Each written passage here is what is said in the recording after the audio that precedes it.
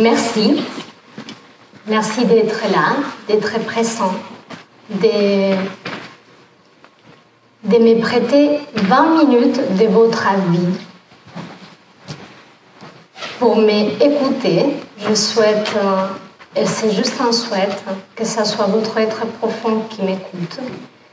Car quand c'est mon petit être, ma personnalité, elle panique. Et je ne veux pas que ma petite personnalité soit là aujourd'hui. J'ai demandé que ça vienne du cœur, pour que ça touche vos cœurs.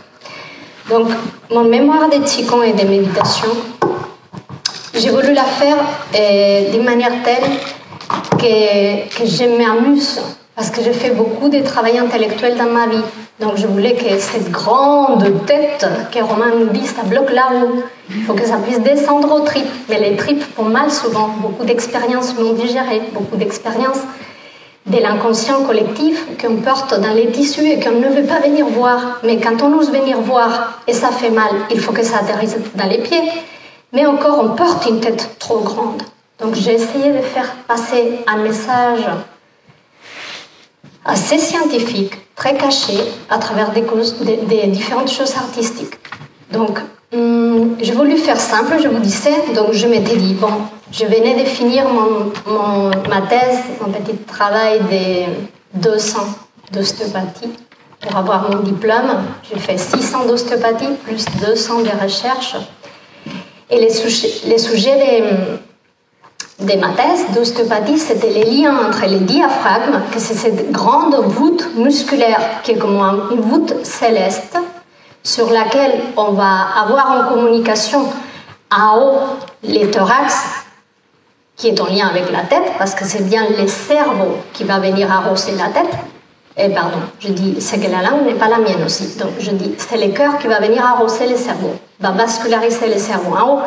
Mais les diaphragmes, cette voûte musculaire, cette voûte céleste à l'intérieur de notre corps, a aussi des connexions en bas avec tous les organes abdominaux. Je ne rentre pas dans les détails techniques, sauf une petite chose très intéressante. Ce n'est pas un plafond rigide, il est doux et il doit pouvoir bouger d'en haut en bas et communiquer.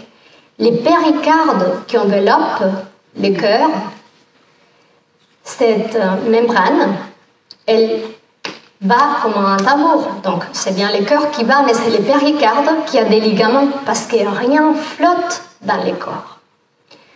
Donc, comme rien flotte, les organes, toutes les viscères, sont tenus par différentes connexions. Et ces péricardes, il a des connexions directes au cervical.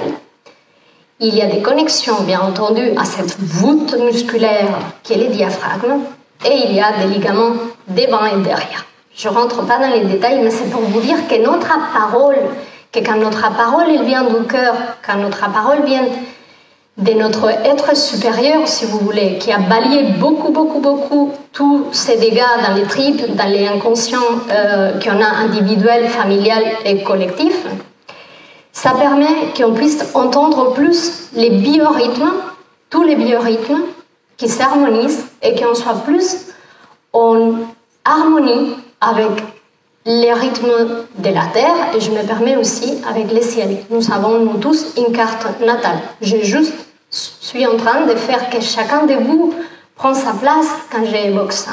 Parce qu'on est, nous tous, une petite pièce d'un puzzle cosmique qui est en construction cosmique et terrénale, bien entendu. Donc je me disais, je ne vais pas m'ennuyer, je ne vais pas rentrer dans des détails techniques. Qu'est-ce que je fais ? Il va falloir recommencer encore une année à faire mon mémoire. Et je ne voulais surtout pas que ce soit la tête qui prend les relais. Donc, j'ai négocié avec mon petit enfant intérieur et je lui ai dit, bon, de quoi tu as envie ? Et elle avait envie d'absolument pas du tout toucher les papiers. Et je dis, c'est bon, panique pas, on va faire une chose. Je me suis installée au bureau. J'ai un joli bureau dans la maison. Donc, j'ai mis des papiers énormes que j'utilisais avec mes collègues d'ostéopathie quand on révisait. Je tenais mon cabinet de kinésithérapie dans la semaine avec tous les patients, qui souvent viennent pour des choses pas gaies du tout, donc il faut pouvoir les sentir, au fond, accueillir avec les cœurs grands ouverts, mais les tripes ne sont pas insensibles. Donc la pratique du Qigong permet d'être là à respirer et à balayer ce qu'on est en train de sentir, parce qu'on sent aussi la détresse de l'autre. On n'est pas épargné, on n'a pas une carapace de tortue où on dit « Ah non, tu restes là-bas, je ne veux rien savoir, je suis là avec mes protocoles. » Non, on a la tortue à l'extérieur, et c'est comme les diaphragmes, et à l'intérieur. Donc là-haut, ça prend un petit peu les contrôles, la tête pour savoir qu'on est là, savoir quoi faire, mais on est dans une écoute très profonde qui vient de tout notre être pour accueillir l'être de l'autre. Donc je m'installe au bureau avec les mêmes papiers que j'utilisais avec mes collègues d'ostéopathie pour passer les week-ends à réviser. On était 3, les trios parfaits. Je sais que sans eux, je ne serais pas ostéopathe parce que toute la semaine, plus les études, plus les voyages, ça faisait trop. Donc on s'amusait aussi pendant qu'on étudiait. Et ça, c'est important pour nous tous. Et c'est important pour les enfants, pour nos enfants. Pourquoi ? Parce que quand c'est les cœurs qui donnent l'enseignement, ça peut être mathématique, ça peut être n'importe quel domaine. Apprendre les plantes au jardin, ça passe et ça reste. Ça s'imprime d'une autre manière dans notre mémoire cellulaire quand quelqu'un qui nous aime est en train de nous transmettre. Donc, je me suis installée avec des crayons à colorier, avec beaucoup d'envie de m'amuser et de ne pas me perdre. Et je me suis dit, bon, quelle direction je vais trouver ? Et j'ai pris les bagua. Certains savent qu'est-ce que c'est, certains d'autres non, mais je vais parler des... Bon, je fais très court, d'accord ? Je fais très court. Ça fait les 4 points cardinaux. Je sais que je ne suis pas en train de parler un langage technique chinois, que je ne connais pas autant. Donc, ça fait les 4 points cardinaux principaux, plus les 2 diagonales, et il y en a 8. 8 par 8, ça fait 64, qui coïncident exactement avec les 64 codons de l'ADN humain. Et je m'étais dit, ok, panique pas, tu vas trouver ton sens et ta direction. Et je m'étais dit, bon, j'ai dessiné un 4, plus un 4, et je m'étais dit, quels sont les 8 ingrédients principaux de mon mémoire qui ne peut pas manquer absolument pas. Et je m'étais dit, ok, c'est la gratitude, tout d'abord, parce que si je suis là, c'est grâce à des grandes personnes, pas seulement des maîtres de Qigong, à qui je remercie infiniment, mais infiniment. Parce que on arrive à dévoiler notre être profond quand on se retrouve dans les regards de quelqu'un qui nous voit et qui ne voit pas les personnages. Pourquoi il nous voit ? Parce qu'il est arrivé à toucher autre chose. Donc, on se retrouve. Donc, gratitude infinie, point de départ. Et après, je m'étais dit, c'est l'amour. Parce que sans amour, je ne peux pas construire ça. Donc, j'avais écrit déjà, pendant toutes ces années, pas mal de choses. J'ai écrit un poème.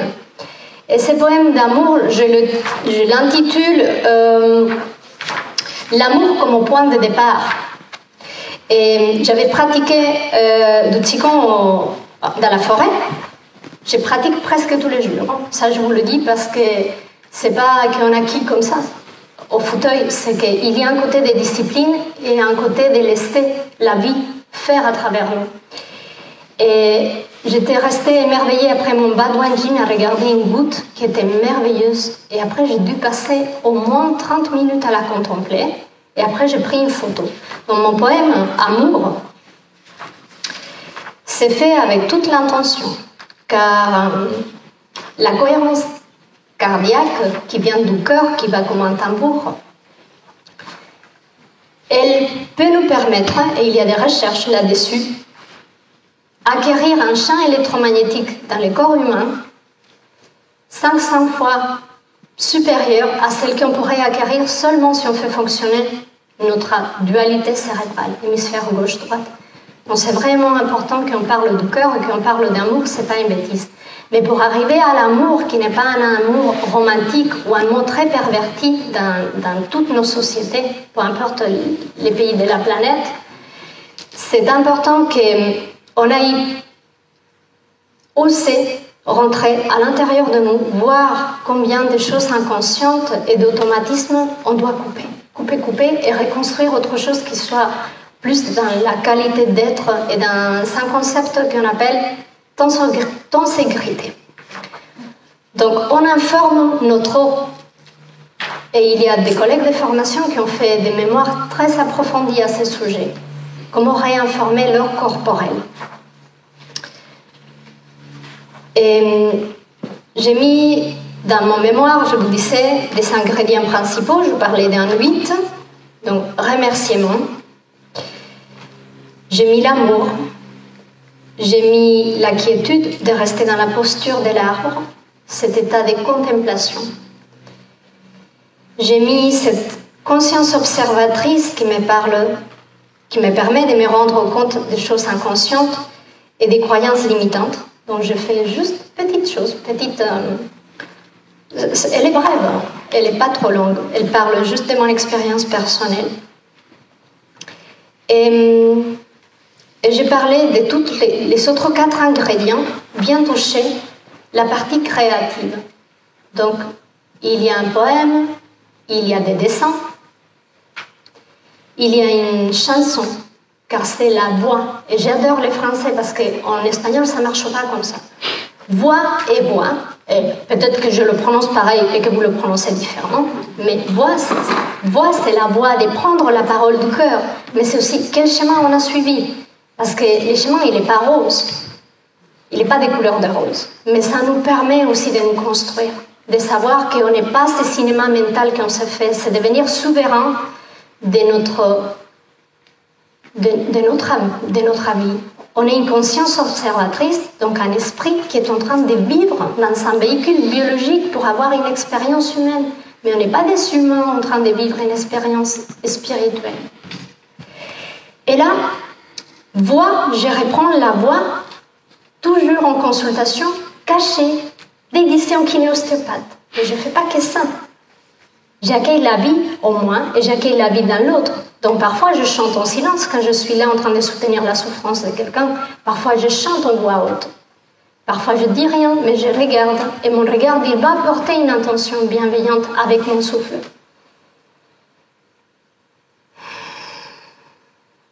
Et c'est vraiment qu'on se construit face au monde. Donc j'ai laissé cette expérience artistique parler et je vous parlais d'une rose.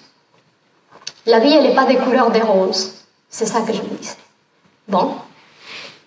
Voix et les chemins, la voix. La vie, elle n'est pas des couleurs des roses. Mais on peut, avec ses souffles, dire, OK, toute cette putréfaction, toute cette nécrose du passé, qu'est-ce qu'on fait avec elle? On balaye. Donc, on inspire. On transmute, alchimie, on parle pas mal. Aussi, alchimie taoïste, mais pas que.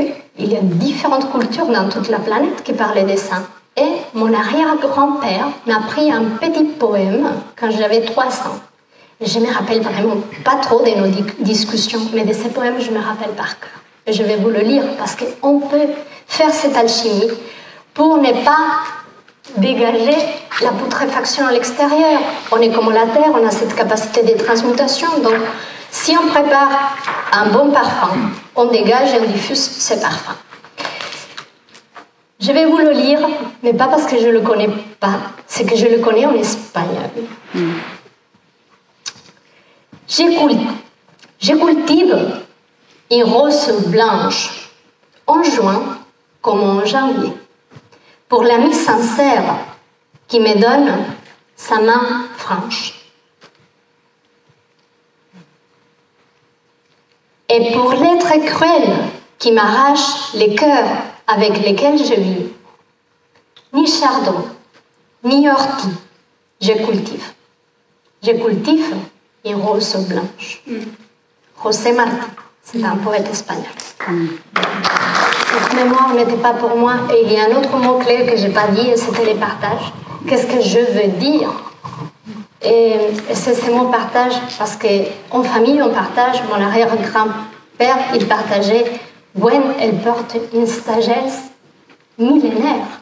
Eric, Dominique, vous-même, sauf que parfois, on ne l'a pas dévoilé encore. Il faut le construire. Et cette architecture interne, ou d'inségrité, Eric pourra vous en parler plus, mais c'est pareil qu'un coussin à mémoire des formes. Il ose exister et il récupère les mémoires, mais celles qui valent la peine, pas celles qui parlent de détresse. Oui. Avant de passer à Eric, il faut juste, pour ceux qui ne connaissent pas Talisa, je pense qu'il faut signaler quand même la recherche et tout ce que tu as parlé. Il faut quand même baser sur certaines expériences extrêmement déjà fort puissantes. Tu cherches par toi-même la réponse à tes existences après avoir quand même subi certains problèmes assez graves. Je pense que c'est ça aussi qui fait aussi cette compréhension qui est élevée dans notre niveau. Ça, c'est important de signaler. Merci beaucoup au Temps du Corps pour cette belle invitation à partager. Merci à Danitza. Et donc, il me semble tout à fait sur la voie de Wen, donc qui passe du Qigong au Qi-Dance. Donc ça veut dire que son mémoire, c'est ce qui est structuré, il y a des formes, et puis elle a choisi ici, comme en ski, où elle faisait des pistes noires, de faire du hors-piste. Et donc c'est osé, c'est réussi, enfin pour moi. Et donc ce qu'elle a dit, c'est 8 ans d'études, et puis finalement c'est grâce au Qigong que ça a pu devenir une rose et s'épanouir, parce qu'elle l'a vécu dans son corps, et encore plus, ça a été le cœur de son intervention dans son cœur. Et donc le cœur, c'est bien le centre des centres. On a 3 chants de synapses, mais le centre des centres, c'est le cœur. Et donc dans la terminologie chinoise, en alchimie, il y a un lieu tout près du cœur qu'on appelle le sanctuaire. Donc c'est pas n'importe quoi. Et donc Danitza nous a emmené quelque part dans son sanctuaire, dans le nôtre. Et quand elle part sur un autre sujet, qu'elle est impressionnée, qu'elle nous livre le Bagua, mais quelque part elle est encore au même niveau.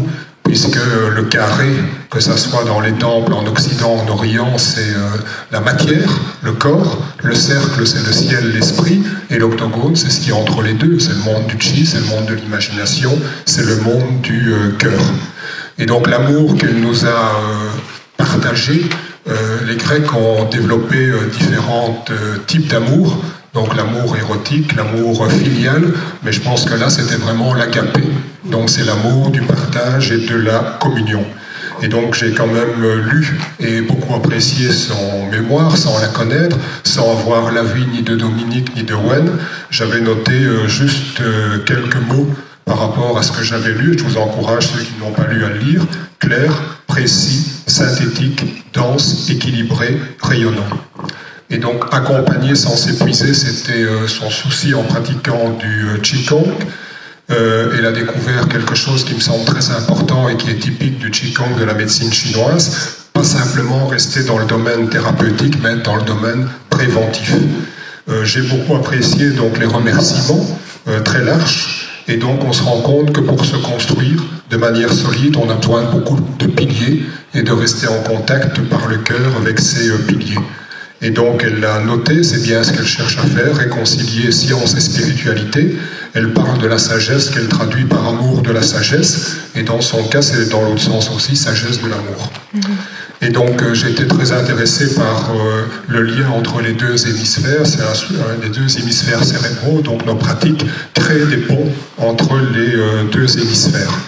Ici, une remarque par rapport donc à la posture de l'arbre, et comme beaucoup, elle parle de guerre interne, combien pour parvenir à la paix. Et donc là, un auteur philosophe que j'apprécie, qui a pour moi une compréhension vraiment du tiers inclus, c'est Jean-Jacques Munenburger, et un de ses livres, c'est à partir d'un fragment d'Héraclite, Héraclite qui est quand même très taoïste. Le chemin qui monte est le même que celui qui descend, et donc le titre, c'est « Le combat est le père de toutes choses ». Et donc ce qui développe, et c'est mon expérience aussi en Tai Chi, c'est que la paix résulte de la régulation et non de la suppression des forces hostiles. Les forces hostiles, on ne pourra jamais s'en débarrasser, simplement c'est apprendre à les canaliser et à les maîtriser. Et donc la dernière chose, c'est que révéler la meilleure version de nous-mêmes, et là je crois entendre Wen là derrière, que si elle le formule de cette façon-là ou autrement, et donc c'est bien partir d'un postulat qui est vraiment fondamental dans ce que nous faisons, c'est croire que l'être humain est perfectible. Merci.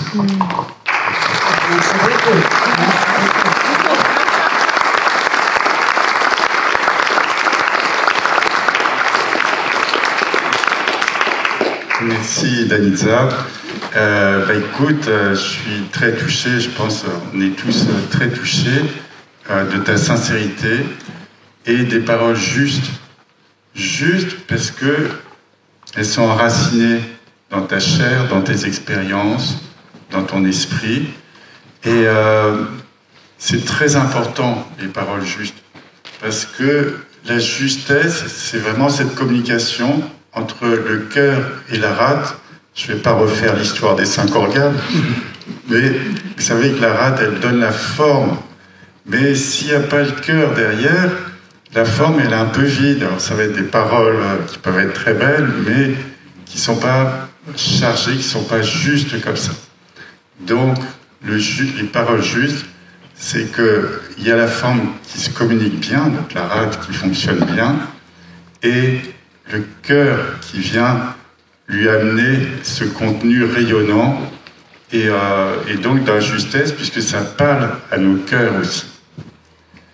Et puis, je voulais souligner un des aspects dont tu as parlé, c'est cette notion de transformer le négatif en positif.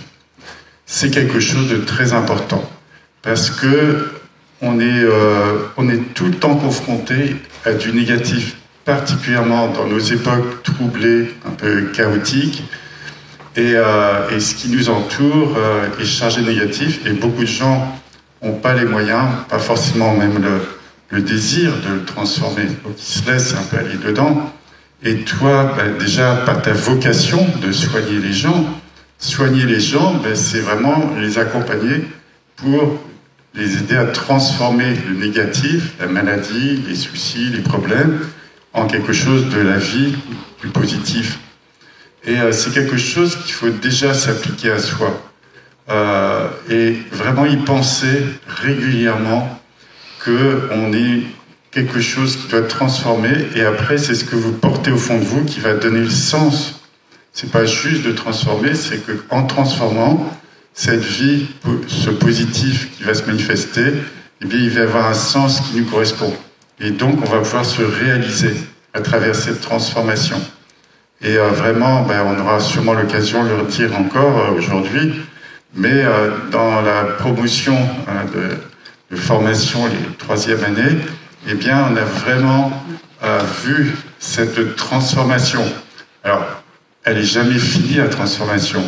Un sens de ce que je veux dire, c'est que le négatif, il revient tout le temps, parce que c'est dans la nature des choses. Et notre rôle, c'est tout le temps de transformer en positif. De transformer en positif pour montrer qu'on a choisi la vie plutôt que de s'abandonner, alors je dis à la mort, c'est-à-dire on est toujours vivant, mais on ne vit pas vraiment. Et donc, la notion de choisir est vraiment importante dans les petites choses, et puis des fois dans les choses beaucoup plus importantes. Et en tout cas, merci de nous avoir montré que tu avais vraiment eu cette énergie, cette volonté, qui commence par l'ouverture du cœur, pour être une grande transformatrice et d'accomplissement. Merci, Danitza. Bravo.